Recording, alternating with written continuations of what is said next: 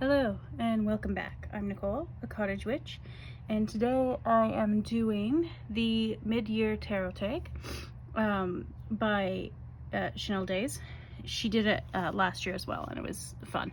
And because it's based on a booktube tag, I'm doing it with books as well because of course I am. Also, feel free and ignore the state of my cuticles. My anxiety's been bonkers lately, so I'm doing this to distract myself. I'm going to start with some honorable mentions because I want to. And these are some decks that I've used and some books that I've read this year that didn't make it into the tag just because there are only so many prompts, but I still really loved using them. So one of them is The Gentle Tarot by Mary in the Sky, who's coming out one of these days with a fire themed oracle deck that's a companion deck to this. I think she had to postpone the Kickstarter, but someday. So that'll be fun. And then one deck that I used quite a lot, let's see if that's light enough, I don't know, is the Craft Decadence Oracle, which is by, hang on, I know this, La Green Witch and Nyx Tarot. So this is one of my favorite collage decks ever. I love it. It's weird. It's definitely a bit quirky. I mean, it does get full points for originality of the keywords because you just don't see wasted polyvalence on the sort of cards that say abundance. Passionate, abandon, exalted mission, cynical dandy. Like, that's just, it's original. You've got to give it points for that, but also it's beautiful in a weird sort of way. And I don't mean weird in a bad way, because I like weird. I can work with at least some kinds of weird, and this is my kind of weird. So yeah, this is the Craft Decadence Oracle, which apparently I'm having difficulties with. One of the other decks that I just started using, but I'm already loving, whoops, I'm having difficulties here, is The Weird of Sarah Howard. And this is beautiful because it's, I mean, you wouldn't know it from today, which is very overcast, but it is finally starting to be summery outside, which I'm in Canada on the prairies, and it's been winter for a really long time, and then it was spring for a minute finally, and now we're getting some really nice warm sunny days, although I tend to prefer the spring. Spring is too short for me, but since we're encroaching on summer territory here, this is like my spring to summer or summer to fall deck. So I've pulled it out and I love it. I love Gabby Angus West's work, although I haven't backed her latest Kickstarter because it's in black and white, and I just, the line work is cool, the imagery is cool. I don't think the her style in black and white, I don't think is for me, because I love it for the color. But then a couple other decks I used more in the wintry parts of this year were Tarot of the Abyss and Moonchild Tarot. So Tarot of the Abyss I use as a spirit of the winter, Cailleach, sort of. I mean, it's not really the Cailleach here because it's not Ireland, and she's such a land-based spirit, but it's like the closest name I can land on for the time being. So I used the Tarot of Abyss a lot for that, which was fantastic. And the Moonchild Tarot I got, it was the first Danielle Noel deck I got because the other ones were a little too star seedy, floaty for me. Celestial something, I don't know. But I've always been intrigued by her art, so when she came out with this, I decided to try it, and I love it. It's been really great for, I used it with the Pleasure Alchemy deck, which is sort of like ways to romanticize your life and just find joy in like moments of whatever ordinary things. And so yeah, it's been fantastic for that. So these are the 5 honorable mentions that didn't quite make it as actual answers to questions. Although, I mean, the Gentle Tarot would be my, like, if I had to pick one deck forever, it would be that one. So they're all fantastic. And then, okay, a few books that I read. Well, okay, so this book I didn't actually read. I listened to the podcast because I didn't realize it was a podcast when I got it. Yeah, it's a podcast. So it's in this Q&A style, which is fun. But basically, it's a really geeky philosophy podcast in ordinary language, but with scholars of philosophy talking about their different areas. So it'll have so-and-so on some philosopher or other on whatever subject. And it's just so much fun to listen to because I'm a geek. So yeah, I recommend that. Another book I really liked was Translating Myself and Others by Jhumpa Lahiri. I'm always a bit intrigued by her work. It's not always for me, but I'm always intrigued by it because she's always trying really interesting things that she doesn't have to. I mean, she's a successful writer. She could just keep doing what she's been doing that's made her successful. But she hasn't. She's tried other things. So one of those things was learning Italian, writing in Italian, and then translating Italian into English, and having other people translate her work in Italian into English, and then she translated some of her work from Italian into English. And she's been at least bilingual for a while. I can't remember what other South Asian language or languages she speaks, but at least one that I can't remember the name of, and then of course English. But it's just, I'm always fascinated by languages because, here's the inside flap if you want to see it. I'm trying to learn French, which I can kind of read now, and I'm trying to learn Arabic, which I'm abysmal at because I'm a terribly inconsistent student. But they're a lot of fun and they're fascinating, and it's just so interesting to read about languages. Then, and these are in no particular order except the order they happen to be on my stack. The Ocean at the End of the Lane by Neil Gaiman is sort of his books are often like modern myths. But it's so moving. It's a really beautiful book that the back does that annoying thing where it doesn't tell you what it's about. It's just all blurbs. But anyway, here's what it's about.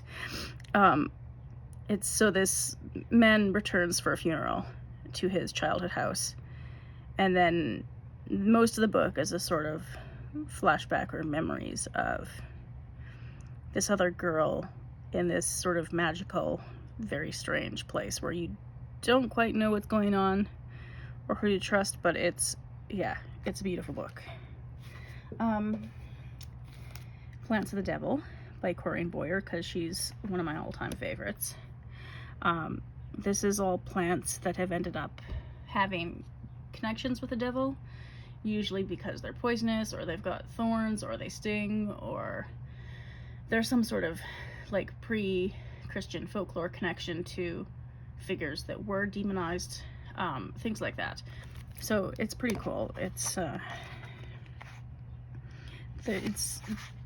sort of sectioned by theme, so you'll find bits of different plants all over the place. So blackberry's in there because it has thorns. What else? Stinging plants. Oh yeah, nettle. So yeah, I enjoy her books. They're fun. They're plants and folklore, which is my thing 100%. One other book that was fantastic is a memoir called Dust Tracks on a Road by Zora Neale Hurston. She's one of these people I just think everybody should read at some point for both her writing style and her personality. She was some sort of larger-than-life character who just lived life the best she could, like to the fullest, at a time when black women really didn't have a lot of opportunities, and she just plowed right on ahead anyway. And it didn't always go well for her. But I tell you, her stories are always entertaining. And yeah, she did things she wasn't supposed to be able to do, and her style of writing is so much fun. So that's Zora Neale Hurston, highly recommend. Then I read, well, not then I read, because this isn't in the order I read them. But I also read Read Like the Devil. This is the essential course in reading the Marseille Tarot. She's got one for playing cards, which I've also got. I'll get to that one day. And then she's got one for Lenormand, which I don't have, and I don't know if I will get it. Maybe. Because I do like her writing style. I don't always agree with everything she says, and I don't... Like, sometimes when I use the Marseille, I use it her way. But if I'm using RWS or Thoth-based decks, I don't. Because it just doesn't... I mean, you can. There's nothing to say you can't. There are no tarot police that are going to come knocking down your door. Despite people's yelling on the internet sometimes. So, you know, do whatever you want. But her methods are fascinating. They're really, I think, ideally suited. I mean, this was specifically for Marseille. And they're ideally suited for divinatory, predictive readings. Which I used to think didn't work until I tried her method. And I was like... I don't know. I'm second guessing things now. Maybe they work. So anyway, that was a cool book, and her writing was so much fun that I got about, I don't know, 5 pages in and immediately bought the playing card book because I knew I'd want to read it too. And the last honorable mention here is Edward W. Said's Orientalism. So he's a renowned Palestinian intellectual. And given the current, frankly, genocide, or at the very least ethnic cleansing in Gaza, it's super informative as to how Arab people ended up being looked at the way they are in the West. It's not a history.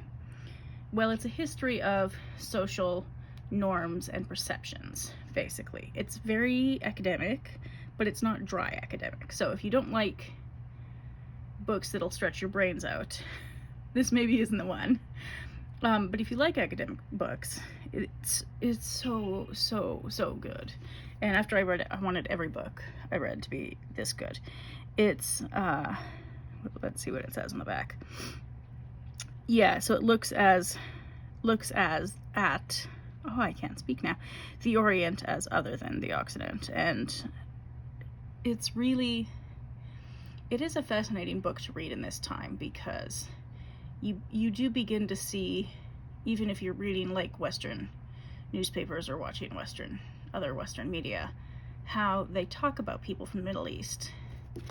Once you read this book, you know you have a better perception of the sort of biases that just pervade the West about the East. It's focused mostly on the Middle East or West Asia, not so much East Asia, like China and that, the further east or southeast.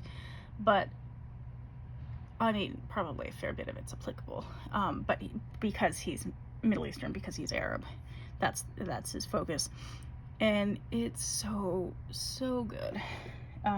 Anyway, I'll stop. Okay, now it's the official part of the tag. So the first question is the deck you've used the most so far in 2024, and that is easily, according to my spreadsheet, the Witch Sisters Tarot.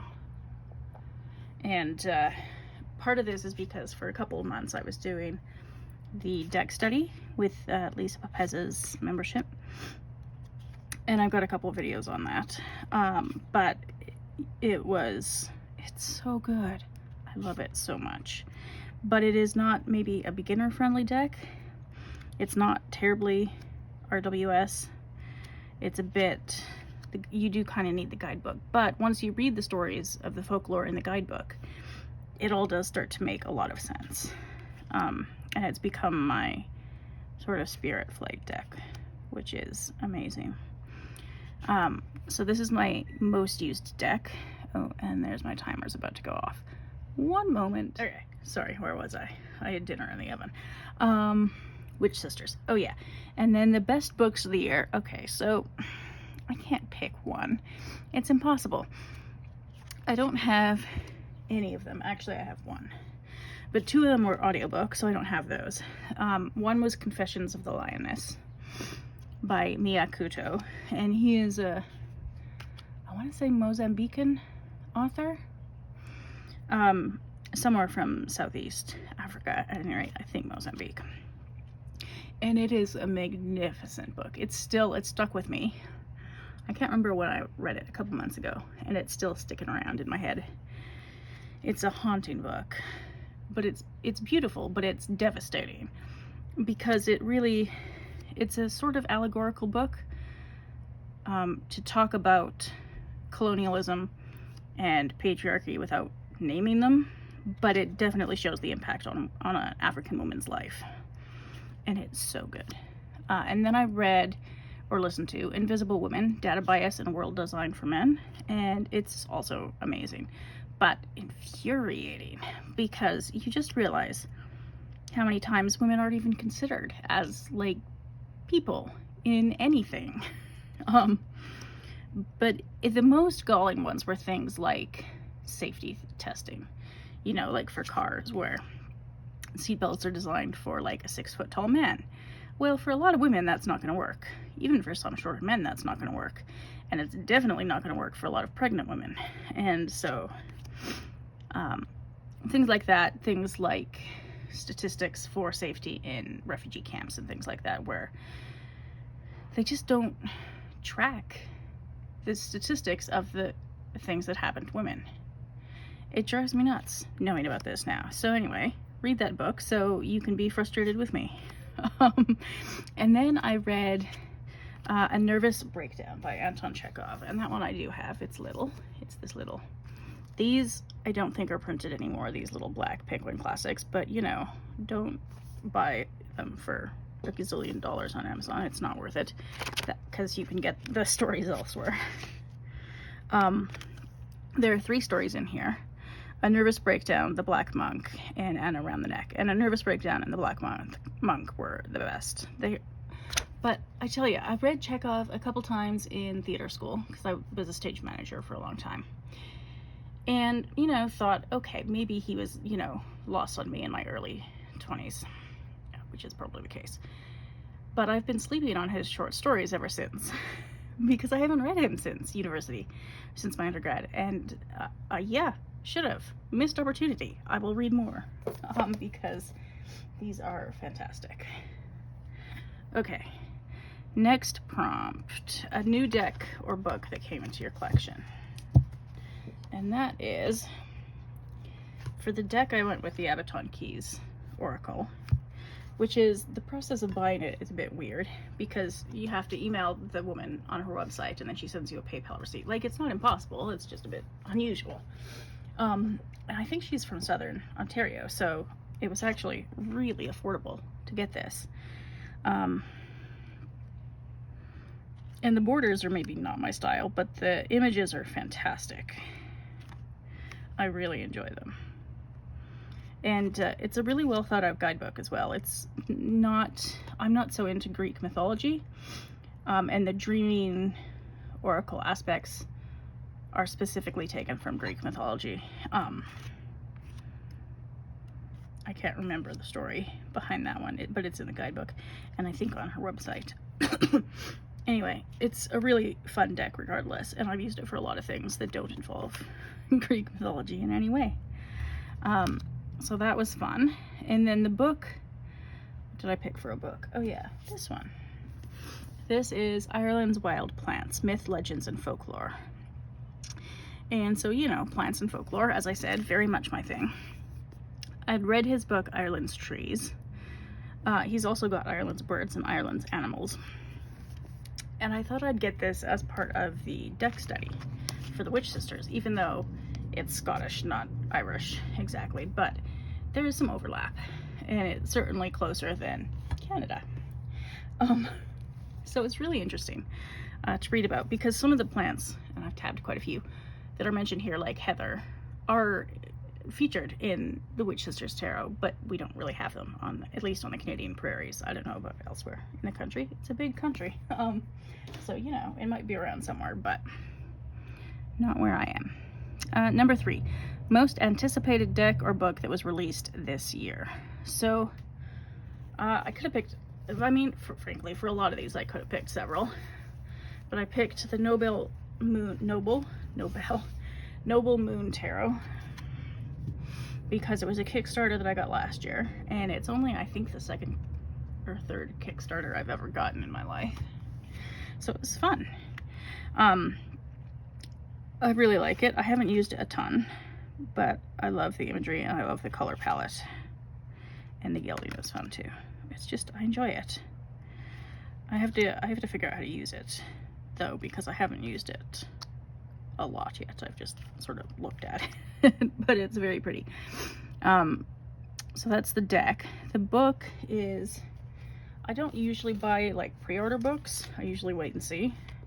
But I did pre-order Alive with Spirits, The Path and Practice of Animistic Witchcraft. This is by Alethea Sebastiani, who wrote By Rust of Nail and Prick of Thorn, which I saw going around YouTube a while back. I haven't read that one either. I should.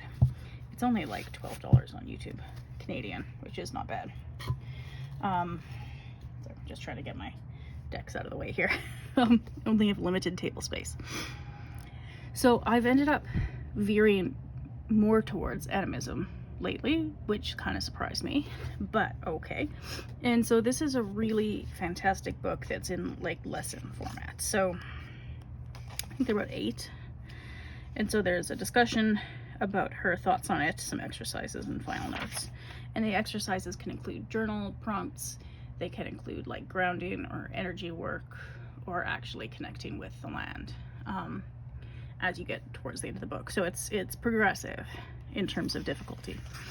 And it's really fascinating. And I don't agree with her on absolutely everything, but it is really, even the things I don't agree with her about, it's thought-provoking at least. So I like that. Makes you sort of think about why, well, at least it makes me think about why I think certain things. And if I don't agree with her, can I figure out why I don't, you know, and justify that. And so that's quite interesting. So I've got a couple practices from that I'm gonna try, and yeah, that was super cool. Number 4, biggest disappointment. This was hard because I don't really want to insult anybody. So I picked one that was disappointing, but I knew the disappointments going in and got it anyway. And that is the Literary Tarot. And I knew the disappointments because the 3 Girls 1 Deck folks, Julie, Sarah, and Heather, did a whole dedicated video to the Literary Tarot and all its myriad issues and the positive things. Obviously there are positive things or I wouldn't have gotten it. I do like the artwork and I do like most of the book choices. This section that I've got separated is the ones I've still got to read.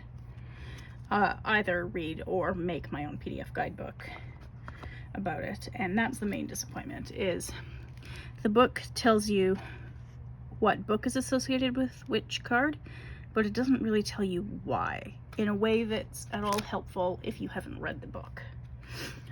So that's a bit frustrating, because if you haven't read all 78 books, and I haven't, then you might not be sure exactly how a card matches with the book, which is a bit annoying. But like I said, I knew that going in. I was on a classics reading tear this year, so I got it anyway. And I'm working on my own PDF guidebook to like explain to myself why some of these books should go with some of the cards so that I understand it better. Most disappointing book I don't have because I gave it away. It was David and Goliath by Malcolm Gladwell. And I don't know. I expected more. It probably doesn't help that I read that after reading Orientalism, which was so intellectually rigorous. And David and Goliath is so not intellectually rigorous in any way. It's really intellectually sloppy, I thought. I didn't like it. I'd heard a lot of good things about him. I know a lot of people really like his books. I was not impressed. Decidedly unimpressed. Biggest surprise is the next one. So I didn't really know what to pick for this. So I picked, oh, it's in the back. Shoot, I planned this well. The Tarot of Persephone's Garden. And I'm not surprised that it's good or that Kara would make something beautiful. I was surprised that I finally found a Waterhouse style art deck that I actually liked as a tarot deck, which was fantastic. So I'm very happy about that. Hopefully it's not getting too dark to see. Because I do like Waterhouse. I have the Lady of Shalott print on my kitchen wall. It's beautiful. I love it.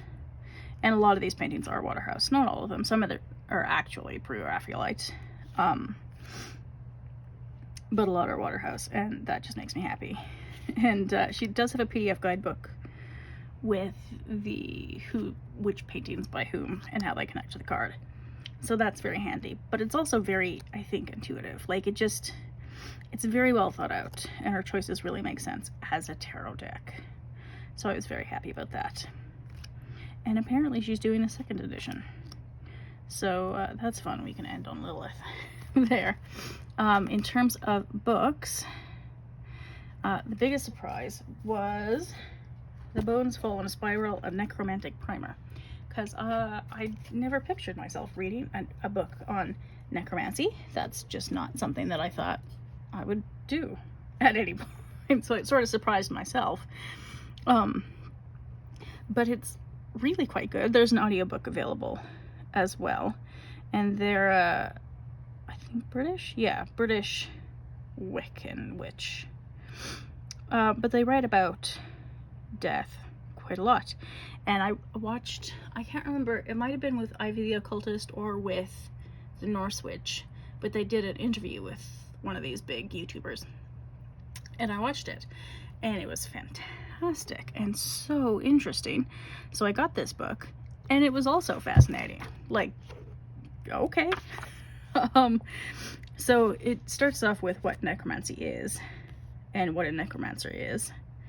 Liminal spaces and dreaming and things like that. What is the soul? What else? Instruments and materials, necromancy and practice, rites and rituals, path workings, all sorts of things. Reincarnation, healing, correspondences. Yeah, it's a very interesting book, and I did not see that coming in my life. Okay, next is a deck crush, and I didn't have a good book prompt for this because it was like crush on a book character, which I don't have and mostly read nonfiction this year. So I picked best book reread. So the deck crush that I'm a bit in love with at the moment is the Maria Tarot, which is a Thoth, basically a Thoth clone with feeling, I think. This one caveat is this doesn't want to stay open terribly well. But otherwise it's exceptionally good quality, and it's a beautiful deck. And so this answers number 7, which is favorite tarot card, which is this one, the Maria Tarot Empress card, because I've seen this ability index before a little bit, not as much as I'd like, but it's, you know, a bit, it's coming. But usually if there's somebody in a wheelchair, they're the Chariot, which, okay, cool. I mean, it works.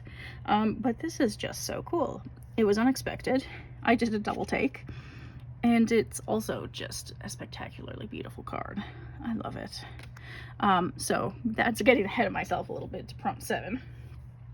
But this is prompt 6, which is my deck crush at the moment.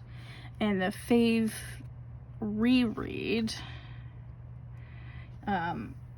is Reading Lolita in Tehran by Azar Nafisi. So she teaches, I think, in Washington, D.C. these days, if she's not retired yet, which she might be, I don't know. But she used to teach at a couple of universities in Tehran, and she used to teach English literature. Well, she still does, as far as I know. But, you know, after the 79 revolution, it got a bit eventful in Iran, and a little bit unsafe to say certain things, and she didn't want to wear the headscarf, so she resisted that for a long time, and then they fired her from one university, and then I think she went back to another wearing it, but grudgingly. And some of the books are not my favorite. Like, I read something by Henry James this year because of this book, and I'm still not a fan. Sorry. So and The Great Gatsby is not for me, but she loves it. So she goes over Lolita, Gatsby, James, and Austen. And I'm not an Austen fan either, so Lolita is the only one on that list that I like. But I like this book. It's such a good story. And it's just so interesting how, you know, when you're in an oppressed, like a truly oppressive country, people still find ways to think outside the box, to exercise their minds and explore new ideas.